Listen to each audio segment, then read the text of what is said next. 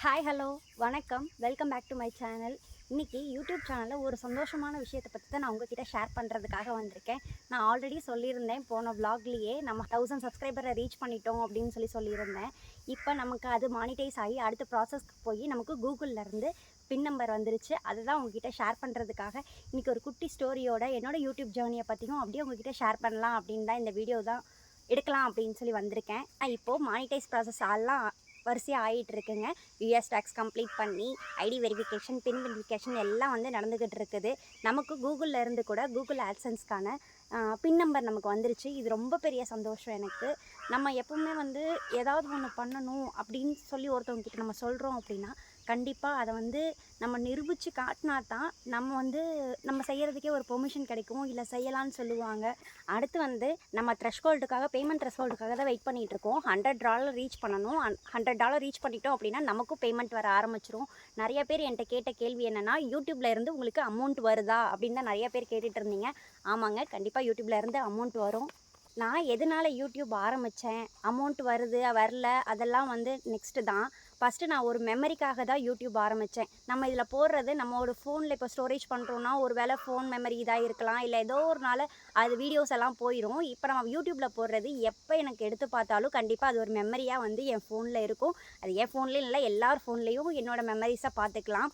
இதுதான் ஒரு மெயின் காரணம். அப்புறம் இன்னொன்று பார்த்தோம்னா, பொதுவாக நான் யூடியூப் ஸ்டார்ட் பண்ணுறவங்களுக்கு ஒரு ஐடியா சொல்கிறேன். ஒரு கண்டென்ட் கண்டிப்பாக உங்ககிட்ட இருக்குது அப்படின்னா, நம்ம ஒரு ப்ராப்ளம் கிடையாது, நம்ம ஒரு ஃபேமஸ் ஒரு இது கிடையாது இல்லையா, ஆக்டரோ அது மாதிரிலாம் கிடையாது. ஸோ நம்மளை ரீச் பண்ணணும் அப்படின்னா நம்மக்கிட்ட மெயினாக ஒரு கண்டென்ட் இருக்கணும். அப்போ தான் நம்மளோட க்ரோத் யூடியூப்பில் இருந்து ரொம்ப இன்க்ரீஸ் ஆக ஆரம்பிக்கும். அதனால் தோட்டம் வந்ததுக்கப்புறம் நிறைய பேர் சொன்னாங்க, யூடியூப் நீ ஆரம்பி. அதுவும் மெயின் காரணமே எங்கள் அம்மா தான். யூடியூப் ஆரம்பி, ஸ்டார்ட் பண்ணு, ஏதாவது ஒன்று பண்ணு அப்படின்னு சொல்லிக்கிட்டே இருப்பாங்க. எனக்கும் அந்த ஐடியா இருந்துச்சு. ஆனால் எப்படி ஆரம்பிக்கிறது, எதை பற்றி சொல்கிறது, என்ன கண்டென்ட் கொடுத்துட போகிறோம், எப்படி ரீச் ஆக போகுது, நமக்கெல்லாம் அது கிடைக்காது, பேமெண்ட்லாம் வராது அப்படின்னு தான் உங்களை மாதிரி நானும் நினச்சிக்கிட்டு இருந்தேன். அப்புறம் நம்ம ஒரு இடத்துக்கு போகிறோம், அந்த இடம் ரொம்ப அழகாக இருக்குது. அப்போ நம்ம என்ன பண்ணுவோம், ஒரு ஃபோட்டோ எடுப்போம், ஸ்டேட்டஸ் வைப்போம், இன்ஸ்டாவில் போடுவோம், வாட்ஸ்அப்பில் போடுவோம், ஃபேஸ்புக்கில் போடுவோம். இதைத்தான் நம்ம பண்ணிகிட்டு இருப்போம். அப்படி தான் நானும் பண்ணிகிட்டு இருந்தேன். அப்புறம் கொஞ்ச நாள் ஆக ஆக எனக்கும் நேச்சரை ஃபோட்டோ எடுத்து போடணும் அப்படின்னா அதுக்கு பெஸ்ட் இடம் யூடியூப் தான் தோணுச்சு. சரி, ஃபார்மிங்கை மெயின் கண்டென்ட்டாக வச்சு நம்ம ஒரு யூடியூப் ஸ்டார்ட் பண்ணுவோம்.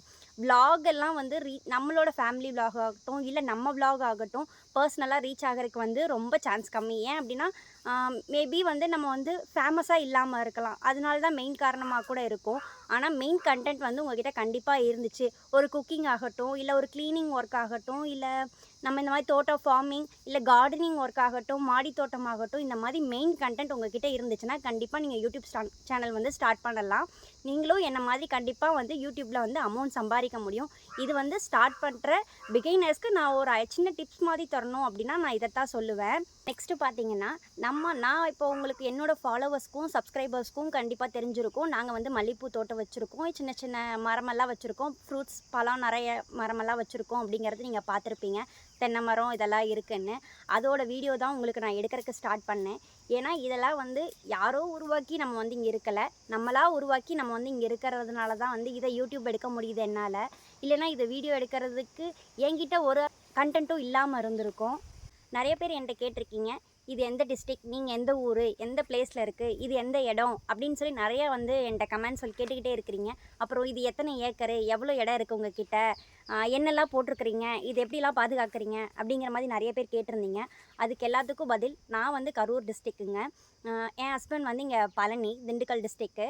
ஆல்ரெடி உங்ககிட்ட சொல்லியிருக்கேன். அவங்க ஏரோநாட்டிக்கல் இன்ஜினியரிங், நான் சிவில் இன்ஜினியரிங். கோயம்புத்தூரில் 3 இயர்ஸ் ஒர்க் பண்ணியிருக்கேன். அவங்களும் தெலுங்கானாவில் 3 இயர்ஸ் ஒர்க் பண்ணியிருக்காங்க.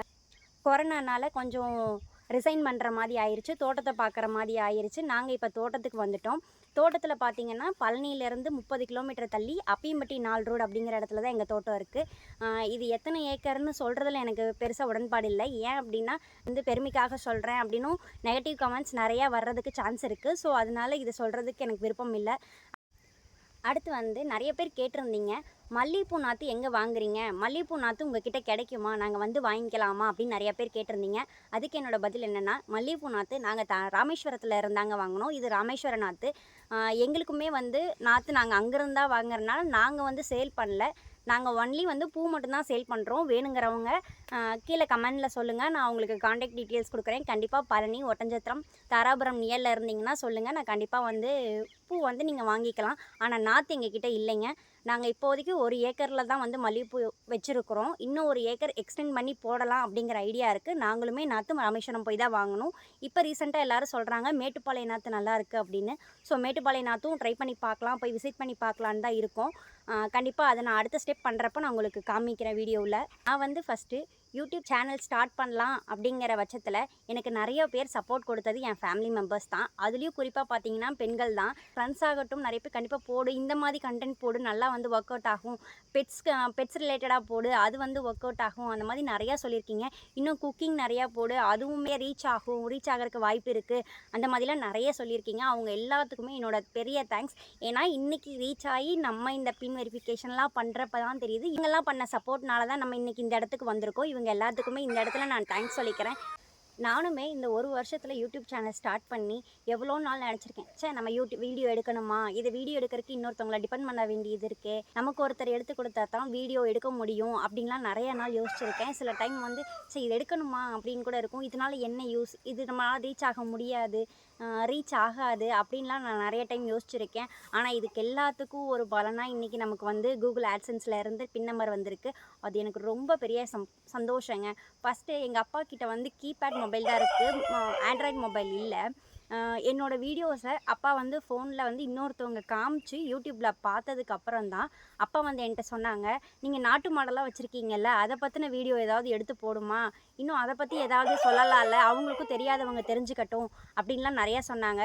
ஸோ நான் அவங்கக்கிட்ட யூடியூப் ஸ்டார்ட் பண்ணியிருக்கேன்னு கூட அவங்கக்கிட்ட சொல்லலை. சும்மா அப்போதைக்கு சின்ன சின்ன வீடியோ தான் போட்டுகிட்டு இருந்தேன். ஆனால் அவங்க கொடுத்த ஒரு வேர்டு இருக்குல்ல, நமக்கு அது ரொம்ப பூஸ்ட்டாக இருந்துச்சு. அதே மாதிரி நீங்களும் அடிக்கடி எனக்கு கமெண்டில் சொல்லிக்கிட்டே இருக்கிறீங்க, இது ரொம்ப அழகான இடம், நீங்கள் வந்து ரொம்ப வந்து பாக்கியம் பண்ணியிருக்கீங்க, அந்த மாதிரி ஒரு வேர்ட்லாம் சொல்கிறப்ப ரொம்ப ஹாப்பியாக இருக்கும், எனக்கும் மோட்டிவேஷனாக இருக்கும். நம்ம முன்னாடி போகிறதுக்கு இல்லை வீடியோ எடுக்கிறதுக்கு கண்டிப்பாக இந்த வேறு ஒரு வீடியோவாவது அப்லோட் பண்ணிடணும் நம்ம அப்படிங்கிறதுல வந்து நான் ரொம்ப கான்ஃபிடெண்ட்டாக இருப்பேன். கண்டிப்பாக எடுத்துடணும் அப்படின்னு நான் நினைப்பேன். அதனாலேயே கூட இப்போ வந்து நம்ம வந்து 1000 சப்ஸ்கிரைபரை ரீச் பண்ணி நமக்கு பின்னும் வந்துருச்சு. ஃபஸ்ட்டு நான் ஸ்டார்ட் பண்ணும்போது யூடியூப் பற்றின ஒரு புரிதலே இல்லாமல் எப்படி ஸ்டார்ட் பண்ணுறதுனே தெரியாமல் வீடியோ அப்லோட் பண்ணி பார்ப்போம் அப்படின்னா டெலிவரி ஆன கொஞ்ச நாளில் ஒரு 5 to 6 மந்த் இருக்கும். அதுக்கப்புறம் தான் ஒரு வீடியோ அப்லோட் பண்ணேன். அதுவும் பாப்பாவோட வீடியோ தான் ஃபஸ்ட்டு நான் அப்லோட் பண்ணேன். எனக்குமே அப்போ தெரியாது, சாங்ஸ்லாம் போட்டால் காப்பிரைட் வரும் இல்லை வராது, அந்த மாதிரிலாம் தெரியாது. ஸோ ஃபஸ்ட்டு வீடியோ போடும்போதே எனக்கு காப்பிரைட், என்னடா பண்ணுறது, நமக்கு ஒன்றுமே தெரியாமல் வந்து ஃபஸ்ட்டு வீடியோவே எனக்கு காப்பிரைட் ஆயிடுச்சு. காப்பிரைட்னா முன்னே என்னடா அப்படின்னு சொல்லி பார்க்கலான்னு தான் யூடியூப்லேயே சர்ச் பண்ணி காப்பிரைட்னா என்ன, எந்த மியூசிக்லாம் காப்பிரைட் வராது, இதனால என்ன பிரச்சனையாகும், யூடியூப் ஏதாவது கேன்சல் பண்ணிடுவாங்களா அப்படிங்கிற டவுட்லாம் எனக்கும் நிறையா இருந்துச்சு. அப்புறம் நிறைய வீடியோஸ் யூடியூப் சேனல்லாம் வேறு சேனல் அவங்களத பார்க்க ஆரம்பித்ததுக்கப்புறம் தான் எனக்கு யூடியூப் பற்றின ஒரு புரிதல் பேசிக்காக தெரிஞ்சிச்சு. இப்போ எந்த மாதிரி ப்ராசஸ் பண்ணணும், என்ன பண்ணணும் அப்படிங்கிற ஒரு சின்ன ஐடியா எனக்குள்ளே இருக்குது, யூடியூப் எப்படி பண்ணணும்னு. உங்களுக்கும் இப்போ தெரிஞ்சுக்கணும் யூடியூப் சேனல் பற்றி, இப்போ புதுசாக ஸ்டார்ட் பண்ணுறீங்க அப்படின்னா என்கிட்ட கேளுங்க, நான் உங்ககிட்ட அடுத்த வீடியோவில் நான் இதை பற்றி எக்ஸ்பிளைன் பண்ணுறேன். ஏதாவது டவுட் இருந்துச்சுன்னா கேளுங்க, நான் சொல்லித்தரேன். வீடியோ ஸ்டார்ட் பண்ணி இந்த 1 இயரில் மொத்தமாகவே வந்து பார்த்திங்கன்னா 1 வருஷம் வரைக்குமே, ஒரு 10 மாதம் வரைக்குமே வந்து 500 வியூஸ், 600 வியூஸ், 300 வியூஸ் அப்படி தான் போய்கிட்டே இருந்துச்சு. அது மேக்ஸிமம் என்னோடய ரிலேஷன், எனக்கு தெரிஞ்சவங்க அப்படின்னு இருந்தால் கூட ஒரு கொஞ்சம் எனக்கு பிடிச்சவங்க அப்படின்னு பார்க்குறவங்க நிறைய பேர் இருந்தாங்க. எப்போ வீடியோ ரீச் ஆகி ஒரு 1000 சப்ஸ்கிரைபர் எப்போ போச்சு அப்படின்னா, நான் வந்து இந்த வருஷம் ஒரு 3ஆ 2ஆன்னு தெரியல, ஜனவரி மாதம் தான். அப்போது அக்கா பொண்ணு ஒன்று ஊர்லேருந்து வந்திருந்தா, அவங்களுக்கு காயெல்லாம் பறித்து கொடுக்கலாம் அப்படின்னு சொல்லிட்டு எதர்ச்சையாக தோட்டத்தில் போய் காய் பறிக்க போயிருந்தோம். அக்கா நான் இதை வீடியோ எடுக்கிறேன், நீங்கள் போடுங்கக்கா அப்படின்னு சொல்லி சொன்னால், சரி அப்போ அந்த பொண்ணு காய் பறித்து கொடுக்குறதையே ஒரு வீடியோவாக எடுக்கலாம் அப்படின்னு சொல்லிட்டு தான் வீடியோ எடுக்க ஸ்டார்ட் பண்ணோம். நினச்சே பார்க்கல, அந்த வீடியோ இந்த வருஷம் ஜனவரி மாதம்தான் 2025 தான் எனக்கு ஒரு 30K 20K அப்படி போய்கிட்டே இருந்துச்சு. வீடியோ இன்க்ரீஸ் ஆகிக்கிட்டே இருந்துச்சு. எனக்கே ரொம்ப சந்தோஷம். முன்னாடியெல்லாம் 1K 2K போகிறதே ரொம்ப ஆச்சரியமாக இருக்கும், வீடியோ போயிருச்சு அப்படின்னு. ஆனால் அந்த வீடியோ இந்த வருஷத்தில் போட்ட அந்த வீடியோ தான் வந்து எனக்கு 30K 40K வரைக்கும் ரீச் ஆச்சு. அப்புறம் ஒரு பாப்பாவோட ஒரு வீடியோ வந்து 73K வரைக்கும் ஷார்ட்ஸ் போச்சு. அது ரொம்ப ஹாப்பியாக இருந்துச்சு. அதுக்கப்புறம் தான் சப்ஸ்கிரைபரும் வந்து நெருங்க ஆரம்பித்தாங்க. வாட்ச் ஹவர்ஸும் எனக்கு வாட்ச் ஹவர்ஸ் முன்னாடியே 4000 வாட்ச் ஹவர்ஸ் முன்னாடியே நான் ரீச் பண்ணிட்டேன். சப்ஸ்கிரைபர் என்னால் ரீச் பண்ணவே முடியல. ஒரு 800 900ல ரொம்ப நாள் வந்து வெயிட் பண்ணிக்கிட்டே இருந்தேன் 1000 வர்றதுக்கு. ஆனால் வாட்ச் ஹவர்ஸ் முன்னாடியே முடிஞ்சிருச்சு எனக்கு. ஸோ அதுக்காக வெயிட் பண்ணிகிட்டே இருந்தேன். அதுவும் 998ல் 2 சப்ஸ்கிரைபர் வரட்டும், நம்ம டிவியில் வந்து 1000 வந்தோடனே நம்மளும் வந்து ஒரு ஷார்ட்ஸ் மாதிரி போடலாம், இதை என்கரேஜ் பண்ணுற மாதிரி அப்படின்லாம் நினச்சோம். கடைசியில் அந்த 2 சப்ஸ்கிரைபர் வந்து எனக்கு 2 டேஸ் ஆகியும் கிடைக்கவே இல்லை. அதனால் அந்த வீடியோ எடுக்கிறதே விட்டுட்டோம். ஒரு எதிர்பாராத நேரத்தில் தான் அந்த 1000 சப்ஸ்கிரைபர் எனக்கு வந்து கிடைச்சாங்க. அப்புறம் தான் ஒவ்வொரு ப்ராசஸாக, அதுவும் இந்த மானிட்டைஸ் ஆகிற ப்ராசஸ் வந்து ரொம்ப பெருசு. ரொம்ப ஒவ்வொன்றும் கம்ப்ளீட் பண்ணி போகணும். நம்ம அட்ரஸ்ஸு, ஐடி, பேன் கார்டு, இது எல்லாமே நிறைய ப்ராசஸ் இருக்குது. உங்களுக்கு அதில் ஏதாவது டவுட் இருந்தால் கேளுங்க, நானும் உங்களுக்கு கமெண்டில் சொல்கிறேன். நானும் இன்னொரு சேனல் பார்த்து தான் இதை வந்து ப்ராப்பராக அப்ளை பண்ணேன். அது என்ன சேனல்னால் கூட கமெண்டில் சொல்லுங்கள், நான் உங்களுக்கு அதை பற்றின டீட்டெயில்ஸ் உங்களுக்கு கொடுக்குறேன். என்னை பற்றின ஒரு சின்ன செல்ஃப் இன்ட்ரோ மட்டும் நான் கொடுத்துக்கிறேங்க. நான் வந்து கரூர், என்னோடய சொந்த ஊர்னு பார்த்திங்கன்னா ஒட்டஞ்சத்திரம். நாங்கள் கரூரில் ஒரு 25 வருஷமாகவே கிட்டத்தட்ட அங்கே இருக்கோம். என்னோடய ஸ்கூலிங், காலேஜ் எல்லாமே கரூரில் தான் நடந்துச்சு. நான் என்னோடய 8th வரைக்கும் வந்து கவர்மெண்ட் ஸ்கூலில் தான் படிச்சிருந்தேன். அதுக்கப்புறம் வந்து 9th 10th 11th 12th எல்லாமே வந்து கொங்கு ஹையர் செகண்டரி ஸ்கூல் வெண்ணமலையில் படித்தேன். காலேஜ் எல்லாமே கரூரில் தாங்க படித்தேன், கரூர் காலேஜ் ஆஃப் இன்ஜினியரிங். அதுக்கப்புறம் ஜாப் போன ஒரு 3 வருஷம் என்னால் ரொம்ப மறக்க முடியாத நிறைய எக்ஸ்பீரியன்ஸ், நிறைய லேர்ன் பண்ண கற்றுக்கிட்டேன். ஏன்னா அங்கே இருக்கிறது நம்மளோட சேலரியில் நம்ம சாப்பிடணும், நம்ம கரண்ட் பில் கட்டணும், ரூம் ரெண்ட் கொடுக்கணும், காலைல 6 மணி 7 மணிக்கெலாம் ஷிஃப்ட் போகிற மாதிரி இருக்கும். அந்த மாதிரி ஒர்க்கெல்லாம் நிறைய பண்ணி 3 வருஷம் என்னால் மறக்கவே முடியாத ஒரு எக்ஸ்பீரியன்ஸை தான் நான் சம்பாரிச்சிருக்கேன்னு நினைக்கிறேன். கோயம்புத்தூரில் இருந்த லைஃப் என்னால் மறக்கவே முடியாது. நான் எங்கே கோயம்புத்தூரில் ஒர்க் பண்ணேன்னு பார்த்தீங்கன்னா, ஈச்சனாரியில் 1 வருஷம் ஒர்க் பண்ணேன். அதுக்கப்புறம் பார்த்திங்கன்னா கவுண்டம்பாளையம் சாய்பாபா காலனிக்கிட்டேயும் ஒர்க் பண்ணேன் 2 வருஷம். நீங்கள் இப்போ தான் வந்து யூடியூப் ஸ்டார்ட் பண்ணியிருக்கீங்க அப்படின்னா, உங்களுக்கு ஒரு சின்ன அட்வைஸ் கொடுக்கணும் அப்படின்னா, நம்ம நிறைய ஹார்ட் ஒர்க் போடணுங்க. அதுவும் வந்து லேடிஸாக இருக்க பட்சத்தில், பெண்களாக இருக்க பட்சத்தில் நம்ம வந்து நிரூபிச்சுக்கிட்டே இருக்கணும். ஒவ்வொரு இடத்துலையும் நம்மளால இதை முடியும், நம்மளால இதை பண்ண முடியும், நம்ம நிறைய இடத்துல சொல்லிக்கிட்டே இருக்கணும், நிரூபிச்சுக்கிட்டே இருக்கணும்.